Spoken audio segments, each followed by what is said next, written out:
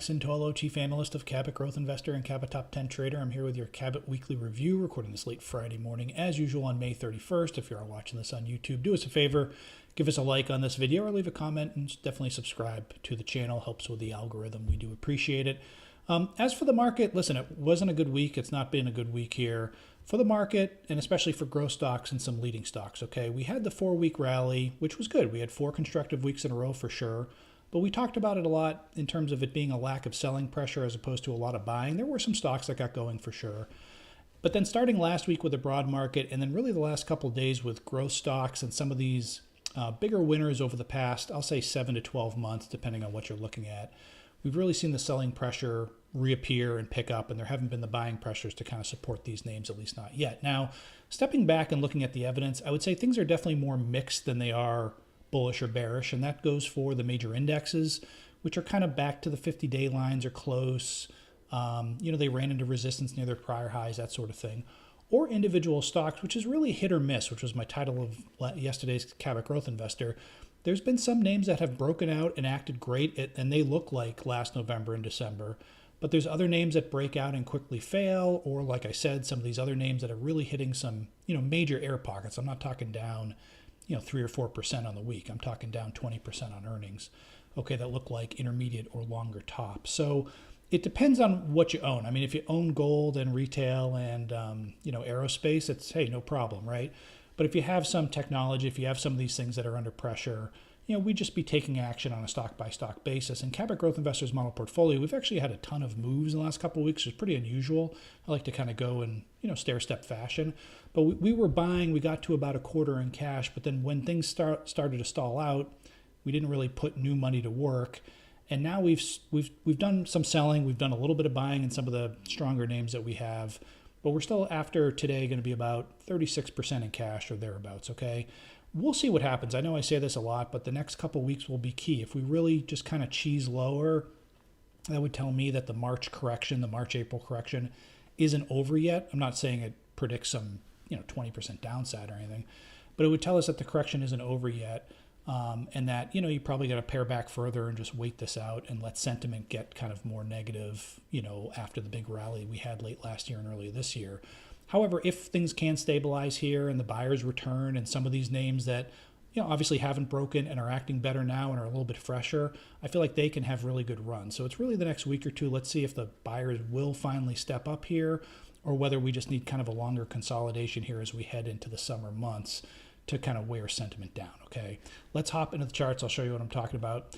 Using a program called Market Surge, as always, product of Investors Business Daily. You can learn more at marketsurge.com. We'll go here to the NASDAQ. I get on my pen. You can just kind of see, now this one obviously was the strongest of the indexes, so it did get out to new highs, but it's basically quickly given that back, okay? Now it's back to its old highs. It's still above the 25-day line, so it's not the end of the world by any stretch, But this is sort of the best looking one, and I can just say on an individual stock basis, there's been some, some selling there.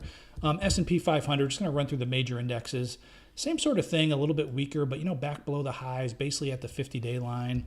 And if you just kind of look at the small, the broader indexes that we did, small caps, 50-day line, sort of middle of the range, mid caps, 50-day line, sort of middle of this last 2 months or whatever range.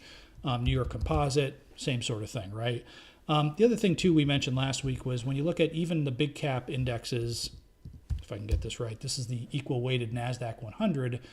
It's just a lot of stocks and areas really, like I said, there was no selling pressure and they kind of gravitated back up toward their old highs, but then they stalled out and now we're seeing some selling pressure. I will just say, especially on an intermediate term basis, the sort of double top with sort of a sharp down move right after that is not a good thing. Now, I'm not predicting that. I'm not, when it comes to market timing, we're trend followers. But I'm just saying when you do get that, that tends to be, an indicator that a lot of people who didn't sell up here are really taking advantage of selling up here for whatever reason. Same sort of thing with the RSP. This is the equal weighted S&P 500. Again, it's not, even that NASDAQ 100, it's not a disaster. Big picture, we're still doing this over time, and so are the vast majority of stocks. But just right now, it does look like the sellers are starting to dig in. And like I said, the next couple of weeks will be key. Interest rates will be, I think, a driver. I mean, today we're down, even though interest rates are down. But what we've seen here, this is the 10-year note. I know this chart is a little bit sloppy on market surge. We had this big pullback and we dipped below the 50-day line, but that ended up being kind of a shakeout, and then we just kind of came back up. Now we're coming back down. So let's just, beyond all the wiggles, just call it whatever, 4.7 to 4.3. We're in this kind of range, kind of like the market's in a range.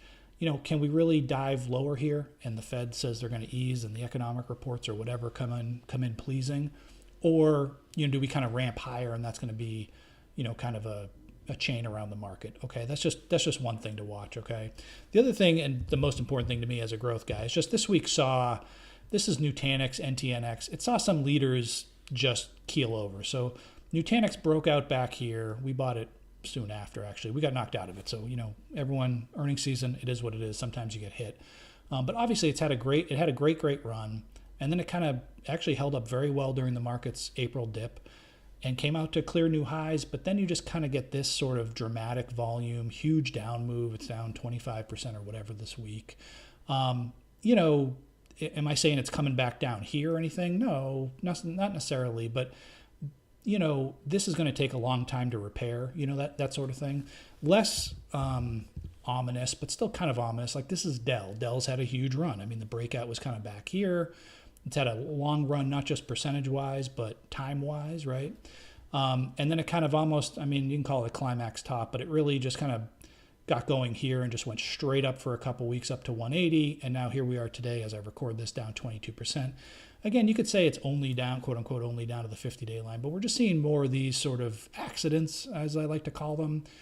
You could call it abnormal action or whatever. Now, maybe it's next week's video and DELL has just stormed back and it's back up here. And I was like, well, that looks pretty good. But just, when you look at sort of the big run, the prolonged run, everybody likes tech, AI, servers, all this stuff. And then you get this dramatic sort of reversal week on whatever looks like all-time record high volume. Not usually the best thing. So I'm not saying anything in these particular case, but as a sign for the market, we're seeing more of that stuff out there. Now, other things look fine, but when you start to see when I start to see some of the leaders do that, it does make me take a breath, at the very least with growth stocks, if not the market. So like I said, it's mixed. We're going to go through a bunch of stocks right now. In fact, a couple of sectors that look pretty good. So it's still mixed out there, but you got to watch. I'm seeing more blowups now, let's put it this way, than like I did during the March-April correction. So we'll see how it plays out if the market can find support. Just in terms of stock or sectors real quick, I am still watching solar. We're going to look at one of the names here for solar, a couple of names. But nice bottom here, and just it's not up and out. It's not, I'm not buying, this is TAN, T-A-N. I'm not buying this one in particular, but like I'm just looking at it as sort of a judge for the group. And it does still look like it wants to go higher. So that's a little fresher. And then you have stuff like, materials. We'll see how it goes. I'm sure if the market keels over, everything's going to go. But if things are still sort of mixed, you still have some of these materials with like kind of a nice thrust higher. And just notice some of the stocks are quieting down here while everything else seems to be going haywire. In tech land, they're kind of quieting down and could be offering some entry points. So I just wanted to mention that, okay? Now diving into individual stocks. So here's First Solar, which I think I mentioned last week, but it just went bananas here. It really had a very long, from December 2022 up until a month ago or 3 weeks ago, it hadn't done anything net. And then it went bananas last week, not just on a one day, but I think it was three big days of volume and a huge move. And now it's down. Like today it's down 5%, but when you look at the chart, it looks fine. So it's just a name I'm watching. Could it do this and come right back down? It could, but the longer it can kind of hold up somewhere around here, maybe the moving averages catch up, it could be interesting. Vernova, GEV, this is one of the GE spinoffs that spun off into three companies, or split, I should say, into three companies. It is liquid, even though it's an IPO, pretty liquid. It's obviously a nice uptrend. It's pretty volatile, even though it's a big company. You can see today it's at a 15-point range as a $180 stock, but this is the 25-day moving average, so just tagging that. So just a couple names in solar, alternative energy. They've been out of favor. So what I'm trying to do now is manage sort of the winners, the winners that have had prolonged runs, right? But also, if we do stabilize and get going, my guess it's going to be some of the fresher names that do have a growth angle to them that can help lead the upside. So I think solar could be one of those. Aerospace stocks still look fine. These are potential, to me, pullback buys. This is Howmet, HWM, which is probably the leader. You can see they're not overly dynamic, but certainly I mean, you're not going to complain if you've owned it in the last few months. It's done really well. And maybe we do shake out here to 25-day line, lower. Maybe it just flattens out. Earnings are out of the way. So just, something like that. Carpenter, Technology, CRS, same sort of thing. Maybe you get a shakeout, but overall looks totally fine. So aerospace still looks good. Chip stocks are totally mixed. And that's another thing I'm seeing is even within groups, it's like, ooh, this retail stock looks good, but these don't. They might have good, each one has good stories, good numbers, but one is kind of blessed and one is not, sort of thing. So it's that kind of environment. Within chip stocks, I'm seeing more strength now outside of NVIDIA in sort of the turnaround names, not necessarily like the growth AI names, but more like this is Teradyne, which of course they're going to benefit some from AI, but it's kind of a bigger company and cyclical. And you can see down here, I think you can see this on the video. Yeah, just it's been shrinking here for quarter after quarter as the chip cycle has been kind of weak, inventories, all that sort of thing. Now it's obviously looking ahead. You can see the numbers are, I don't want to say they're accelerating, but they're getting less worse by the quarter. So it's kind of like accelerating from a negative spot. And anyway, you just have this nice, powerful breakout, a nice weekly, really volume cluster. And again, maybe you do kind of shake out lower. Not really a traditional growth name, although it will be growing here, probably here in the quarters ahead, but could be sort of a shakeout on dips. Just a kind of a potpourri of different things. Here's Delta Airlines. Airlines got hit because of American, but then American seemed to be kind of a one-off. Anyway, I just noticed a bunch of them have been in a persistent, this is sort of a persistent pullback. So you can almost draw a line through most of the bars. And then you kind of get this 1 or 2 week shake basically to the 50-day line. And so far it's held, it's Delta Airlines, whatever, but they're making a lot of money. And maybe if it can resume on the upside, maybe if some money sort of does flow out of growth and into cyclicals, that's an idea. Retail is probably the strongest. It's not probably, it is the strongest growth area out there. And it's just kind of a variety of things. So this is Fresh Pet, which is a tough name. It's a little thinner. It's certainly had a nice run here recently since the lows in October, November. But it keeps kind of gaps on earnings and then consolidates and then gaps on earnings, this sort of thing. This would probably be a name, do what you want with it, but maybe on pullbacks, it's a little thinner. So if you do get a shake, maybe the moving averages or just a little bit of a longer consolidation, but it certainly acts well. On Holdings looks great. This is one, like I referenced, this is kind of something we would have seen last November, right? Like it breaks out and then just kind of motors right higher, right? It breaks out and boom, boom, boom, boom, boom, a few points higher. So it's acting exactly as you would want to see it if, the institutions were piling in basically, okay? RP lines improving a lot, highest price, there's some old overhead, I guess, from 2.5 years ago. I don't really pay attention when it's that old, and certainly acts well. So On Holding has, it quacks like a new leader. We'll see what happens. Boot Barn, I've mentioned before, kind of a turnaround retailer again, but just, at the end of the day, it's just kind of stair-stepping higher here above the 25-day line.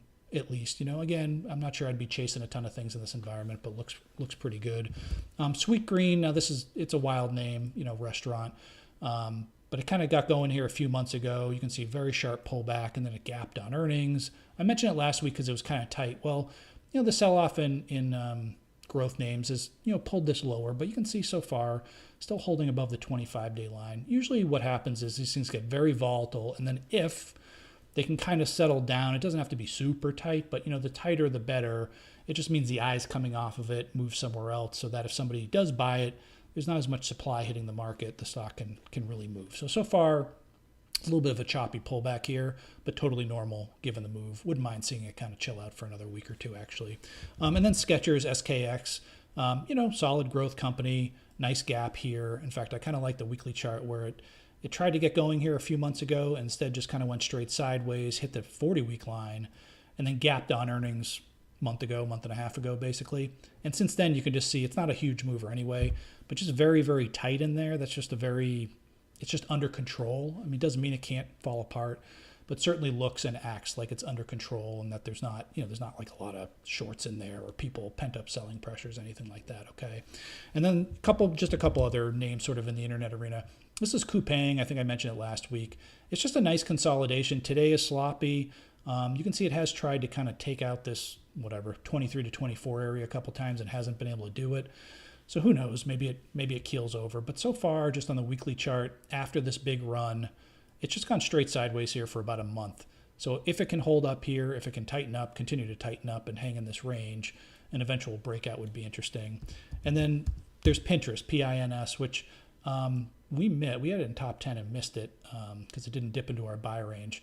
But, it had a nice run. It came down to the 40-week line, kind of like Skechers I just mentioned, kind of came straight up from the 40-week line to new highs here on the earnings, soon after the earnings, right?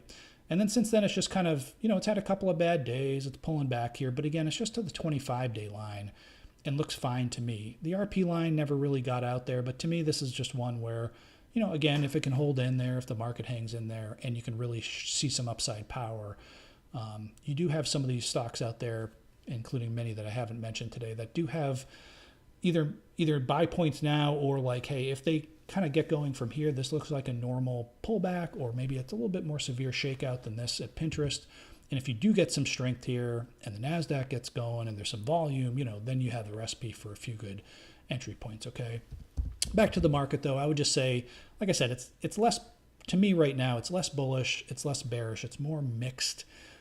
Growth stocks, I would say, after the last couple of days, maybe a little bit less than mixed, not bearish, but just, a little bit more worrisome when you're seeing some leaders crack. But overall, we had this run. Things got a little complacent again pretty quickly. And we had some meme stocks, things like that. And now we're seeing a big shakeout here. So let's just see what happens. Can the NASDAQ hang in there? Can some of these stocks hang in there? Or, do we gap up Monday and things sell off again, kind of like we did today, or there's just a lot of supply out there. So far, I think it depends what you own. If you own some stuff that's acting well, I don't see a need to go preemptively sell everything. But I certainly would be taking action on anything breaking down. And I would just be holding a little bit of dry powder to see how things play out here in the days ahead. Okay, that's all the time I have for today. Thanks for listening. And as always, come by again next week for another Cabot Weekly Review.